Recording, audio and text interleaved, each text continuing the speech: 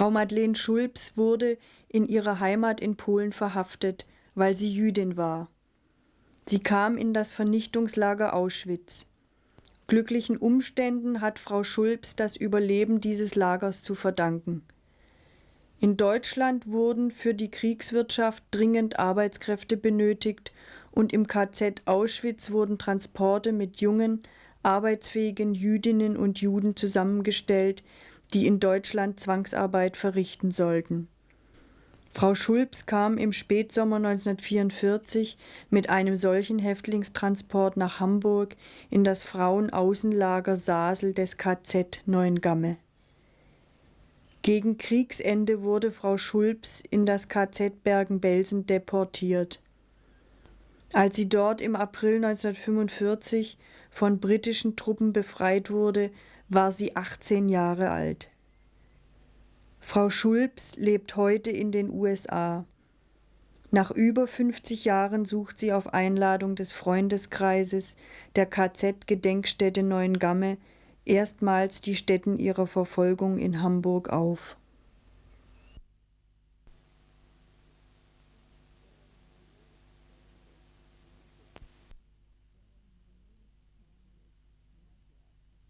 Well, my name at the time was Maja Kohaner, and I was an only child. So I came from a small family. I lived in Lodz. I was born in Lodz, Poland, and I was 12 when the war broke out. Mm-hmm. And until the war, I had a very happy, uneventful life. I didn't have too many problems. I enjoyed school. I was a good student and so forth. I had a lot of friends, and things were doing very well. Were going very well for me until the Germans came into Lodz, and at that point, my life just turned upside down. It was never the same afterwards. After the initial shock, some people decided there was a call for all able-bodied men to go and help to defend Warsaw, which was the capital.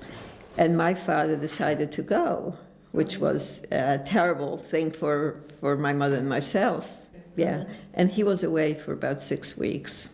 Then he came back, and by the time he came back, things were getting worse. It was difficult for Jews to walk in the street because we already had armbands with a yellow star, and the Germans were very brutal to Jews, especially if they were religious Jews and they wore the clothes of religious Jews. They would pick them up in the street and throw them in a truck and take them to work or to jail overnight. It was just horrible. It was very, very dangerous to even be in the street. And a few months after they came, they started transporting Jews from their apartments in the middle of the city, in the inner city, so to speak, I guess, to a very old and decrepit, poor Jewish neighborhood, and which was much too small to hold all the Jews from the city, because Lodz had a very large Jewish population.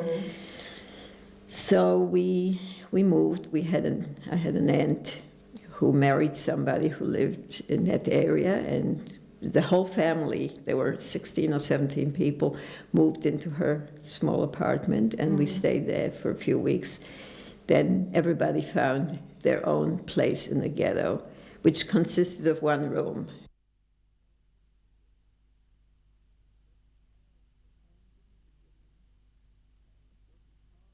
And in the beginning, it wasn't horrible, but things were getting worse all the time. My father couldn't work at his trade, and he didn't know what to do with himself.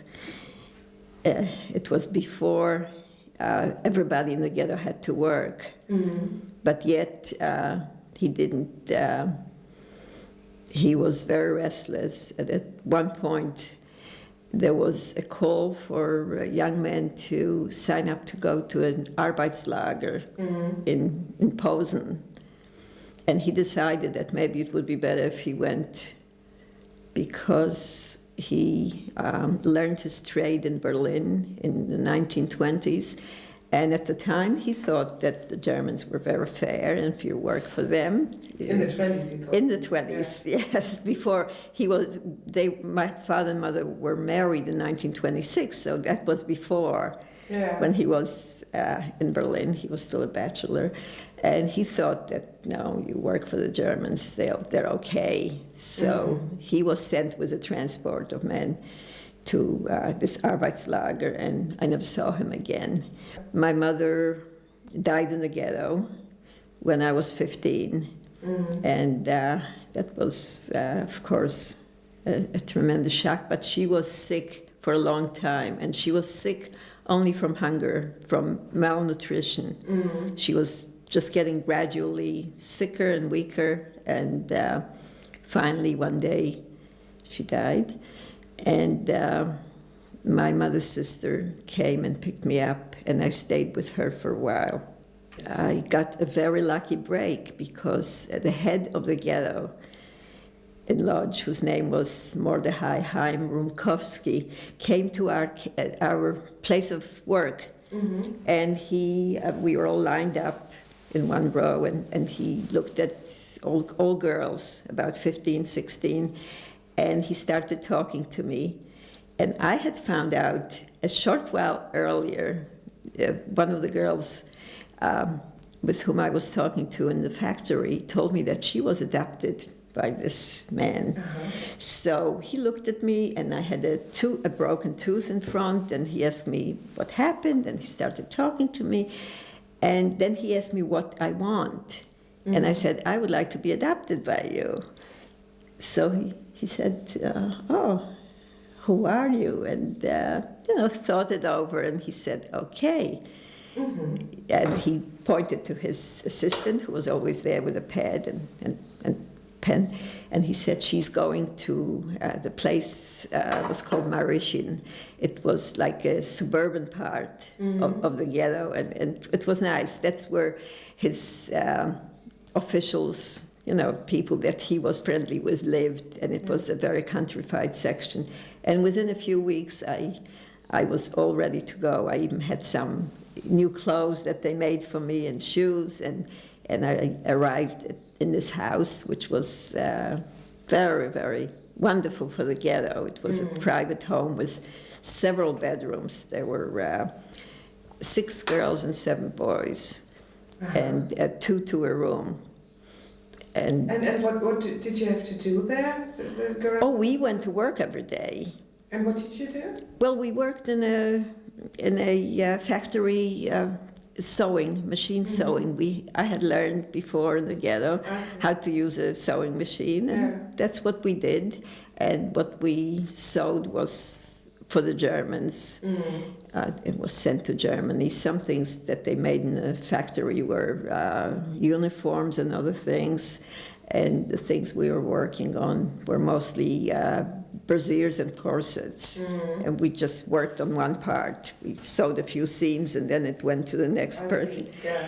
But life was very, very different there than with my aunt and uncle, because I was among young people my age, and then we had a woman who was taking care of us, who was from Prague, and her name was Frau Dr. Kafka, because her husband had been a doctor. And there was a cook who made our meals, a woman, and her boyfriend was the gardener and the person who would clean up, and there was a little garden behind the house where they grew vegetables. So it was, for the ghetto, it was luxury. And I was in that place about a year, a little over a year, and then in August, from that, I always get mixed up with that date. I don't know why. When the ghetto was being closed, and we were all being sent we didn't know where, but Mr. Rumkowski came to us and he said, I have to tell you that the ghetto is going to be dissolved, and you will go to a place like the ghetto, you'll stay with your families, and you'll work, and everything will be okay, and I'll join you there later, but not... He didn't live with us. He had a house to himself and his wife, and he had adopted one boy who was with him at all times, but we were like stepchildren, yeah. So to speak. But he used to come and visit us, and he was very nice. He was a Polish Jew, and at the beginning of the war, the Germans came to the Polish, to the Jewish, it was like a organization of Jews who were active in Jewish affairs. And they said, there is their eldest, their Juden, yeah. And he was the oldest by age. I see. But he was a little pushy, so he said, Ich bin. So that was it. Du bist der Älteste der Juden, der Litzmannstadt Ghetto. Yeah. Lodz was part of the Third Reich, yeah. Because it was a big city, an industrial city, and was important to the Germans. So he became the ghetto leader, the eldest, and he was hated by every Jew in the ghetto. Except, I think, the few of us whom he adopted, because to this day, I have arguments with friends who, one of them doesn't speak to me anymore because I wouldn't say a bad word about him because he saved my life. Yeah. Without him, I would have gone with my aunt and uncle and I would have been dead. So he told us we'll have to leave and so forth, and we had to go to this gathering place. And just waited on the ground until the following day when the trains came, and they took us to the place. And the place was Auschwitz, and that was horrendous. That was in 44, I believe, yeah, in August 44.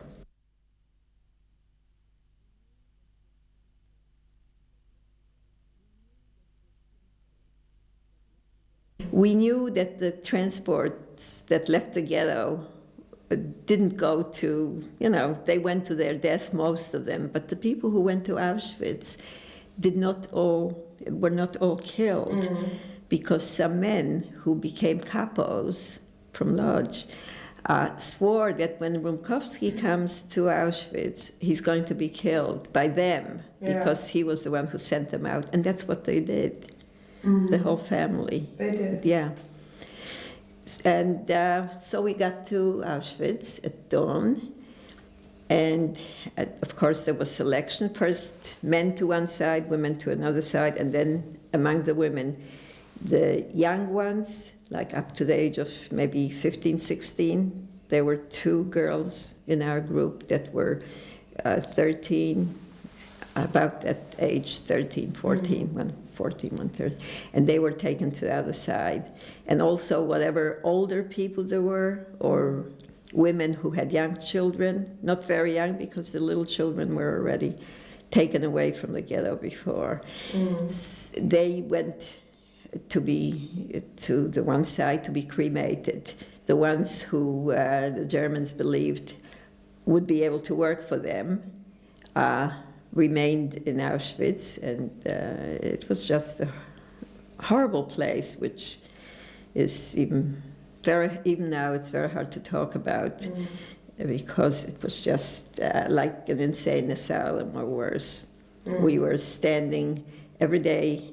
We were standing on appels, and they were counting and counting and counting, and nobody went anywhere. There was no place to go, except sometimes a woman who was so sick she couldn't go out of the barracks for the appels. And you couldn't go to the bathroom except during an appel when they told you it's okay. And of course the bathrooms were public and very, it was very hard to even go there if you had to. And the food was almost impossible to eat, and fortunately we only stayed there about a week, and then they took us to a field, and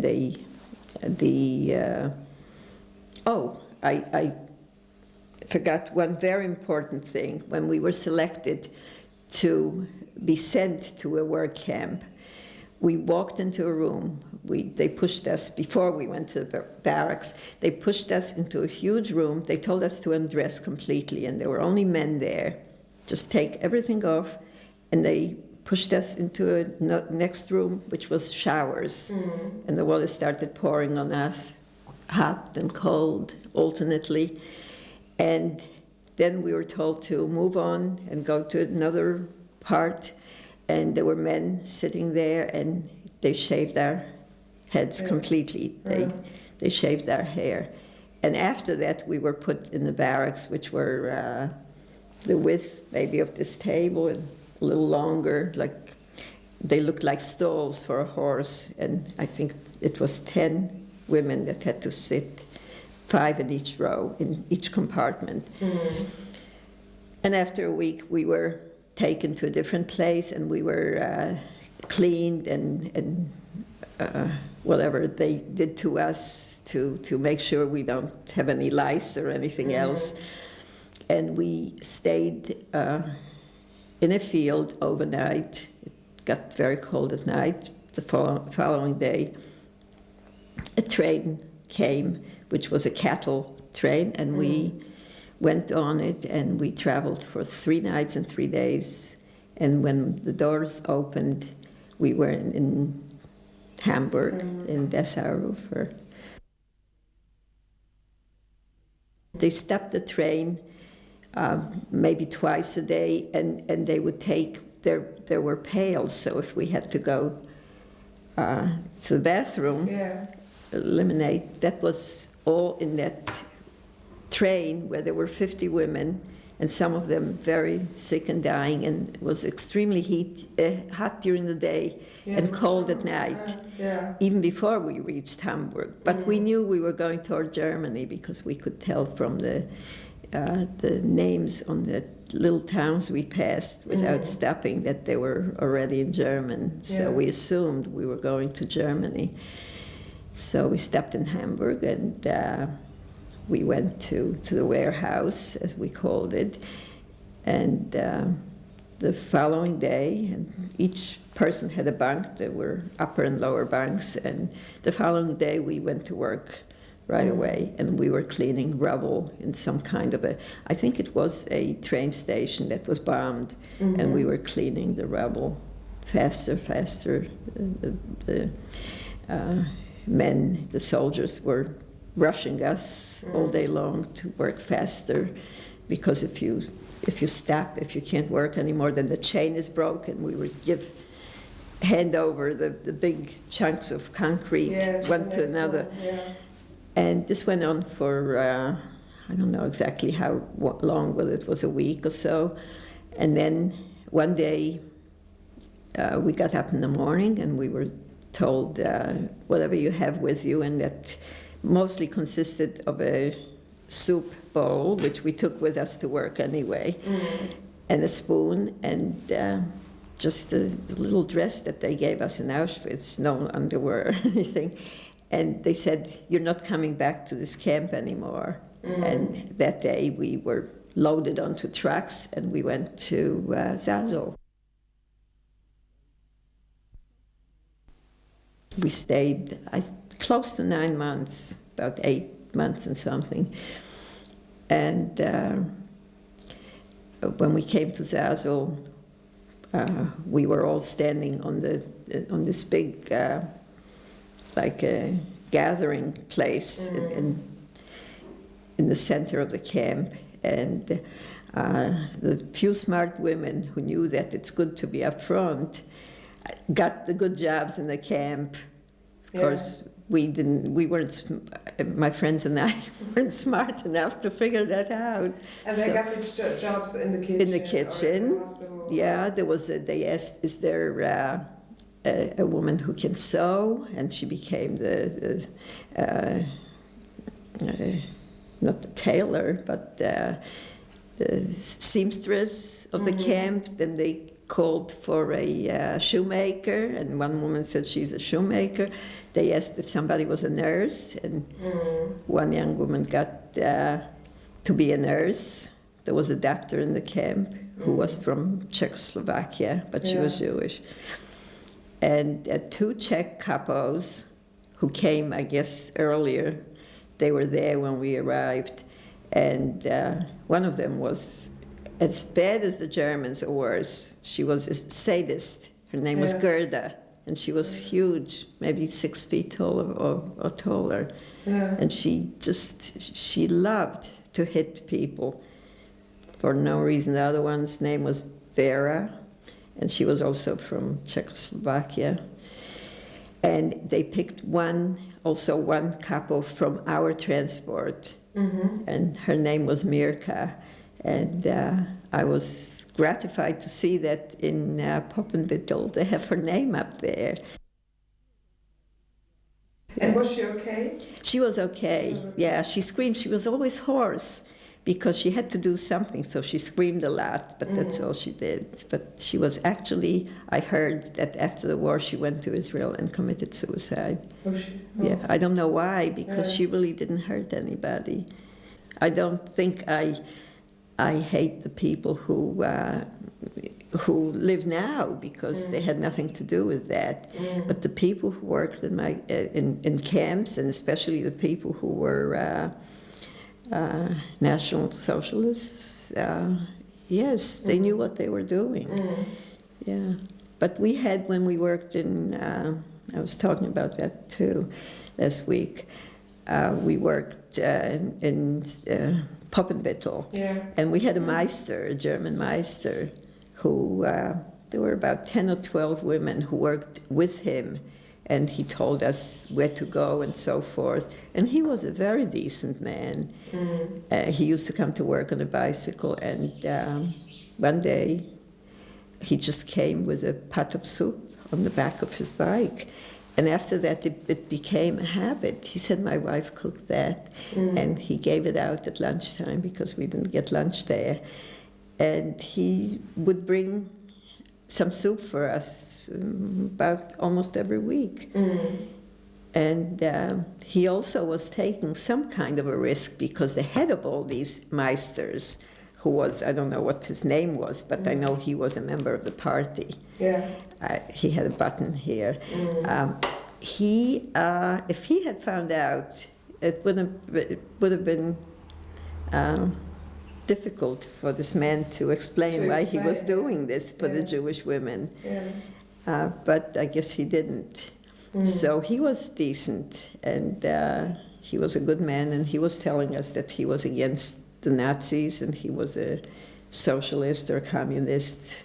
And we stayed there until April, I think it was the 6th when we left, but they say here the 7th, so I'm not sure, either the 6th or the 7th, when they gathered everybody and they said, okay, today you're going somewhere. They took us to a little station, and the trains came. We got into trains. They were not, they were passenger trains. And we traveled all night. We got to Bergen in the morning. We got out at the station and we walked 3 kilometers to the camp. The people who greeted us were Hungarian officers, and they had their rifles out like that, extended. And we thought in the beginning, well, they were not Germans, they would be better, but they were not.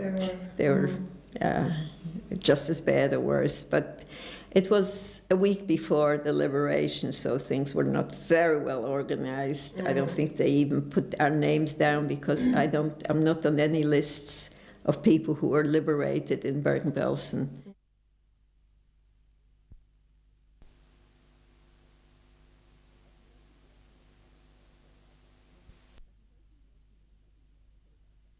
But in Bergen-Belsen, nobody called out our names, or nobody wanted to know whether we were there or not. We were 500, close to 500 people, whatever was left of the people in Zazel, were put into one huge barrack. Yeah. So there was no room to lie down. We just squeezed together as best we could. And every day we were there. Several women would just die and somebody had to take out the bodies, and outside there were mountains of dead bodies that were skeleton-like, a horrible sight, and you would just pile the few bodies wherever you could on top, whatever. And this went on, and I read a chapter a few days ago, and I read about something that happened that's, I guess it's worthwhile mentioning. About 2 days, no, it was my birthday, it was April 13th, Yeah. 2 days before our liberation. I went to the bathroom in the morning, and there were some young women, and they were talking about going to a field, which was within the camp, but it was fenced off with a barbed wire fence, because the field was just growing full of kohlrabis. These yellow kohlrabis. And they said, we didn't get any food in Bergen-Belsen, and everybody was, of course, starved. We would get a little water. And they said, we're going. Nobody's around anymore, so we're going to go and get through the fence and pick some kohlrabis. And somebody said, would you like to join us? And I said, yes. And we went. There were, I don't know, 8 or 10 of us, I don't remember exactly. And we got to the fence, and we kind of one up, one down, and we slid through, and we started picking the kohlrabis, just going. And I went very slowly because I was thinking about my birthday, and I'm going to be 18 that day, and it was a beautiful April day. The sun was shining, and it almost felt as though I was free. And then somebody said, okay, we have to go back now. We spent enough time here, and we started walking through that barbed wire fence, bending over to get through. And there was a row of Hungarian officers with their rifles like that, and they started shooting. And I guess they weren't very good shots, because I think they only killed 2 women out of the group. Yeah. And the rest of us, ran. the rest of us just scattered, and we ran back to the barracks, and that was that. And 2 days later, the English came. And somehow word got around very fast. And some people, of course, were so sick they couldn't get up for anything. But I was not sick at the time. And I went to the fence, and I saw these very tired-looking, worn soldiers who were passing by the fence, and they were waving to us. And that was the end of the German rule. The change from almost no food at all to food that we were given, some of which was too rich for us, was they got typhus, typhoid fever, dysentery, and a lot of women, and I suppose a lot of men who were in the camp died after the war. But the people who were left, who were not sick, just stayed on the ground in Bergen-Belsen, because they burnt the barracks right away because they were contaminated. Yeah. And we were taken to a place where we were sprayed with DDT. And of course, they didn't know at the time that DDT was very dangerous to people. Yeah. So they tried to sanitize us, and we were sprayed with DDT. And after a while, people started venturing out, and I wasn't that enterprising. I just stayed where I was, and somehow there were little things like pots, and we were able to put something on top of it and burn something there, and I don't know what we did for cooking, but we were kind of trying to feed ourselves.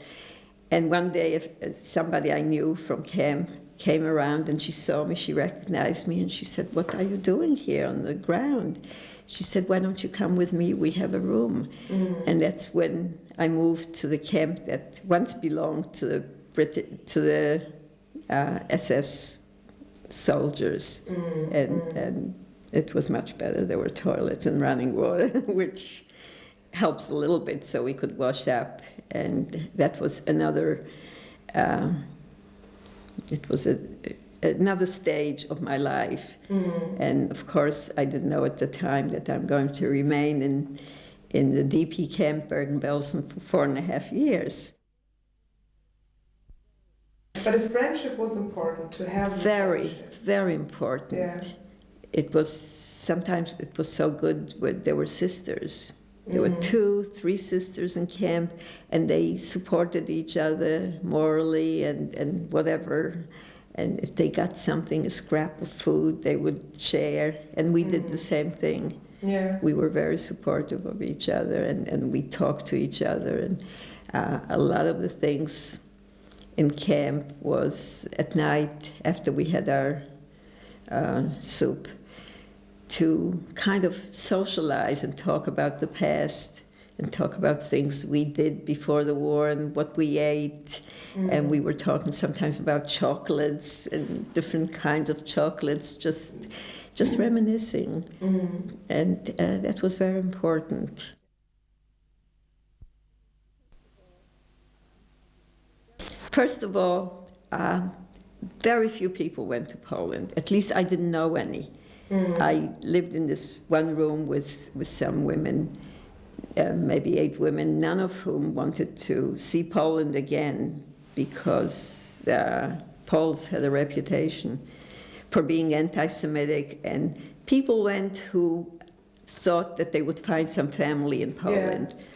I knew I'm not going to find anybody close because my mother was dead. My father, I thought if he is alive, I would find him anyway. So he would look for me.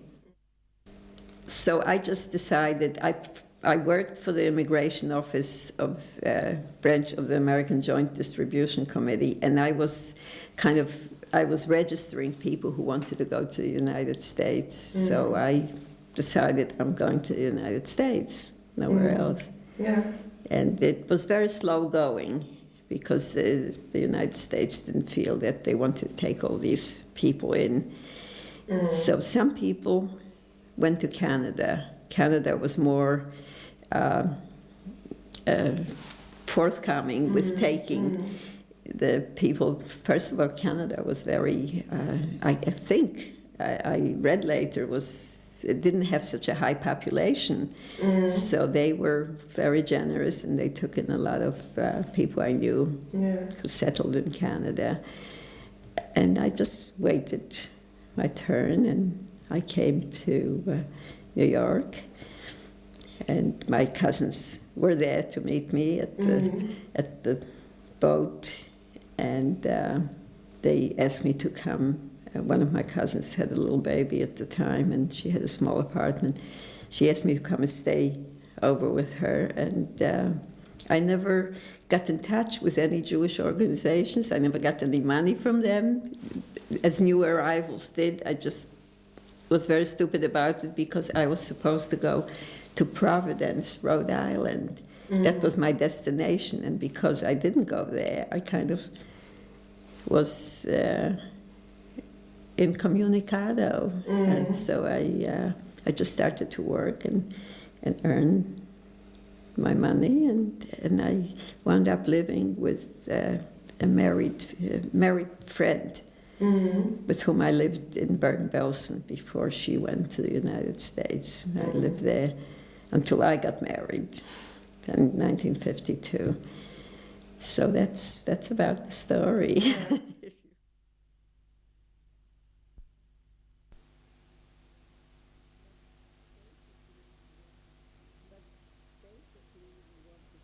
But basically, we wanted to really get on with our lives. We wanted to, and I speak for everybody, we wanted to lead a normal life. We wanted to get out of the DP camp as soon as possible. It didn't work out that way, but that's what we wanted to do. And once we were in the United States, it was very different. And I was, I must say that I was not very, I didn't appear to be very traumatized at the time.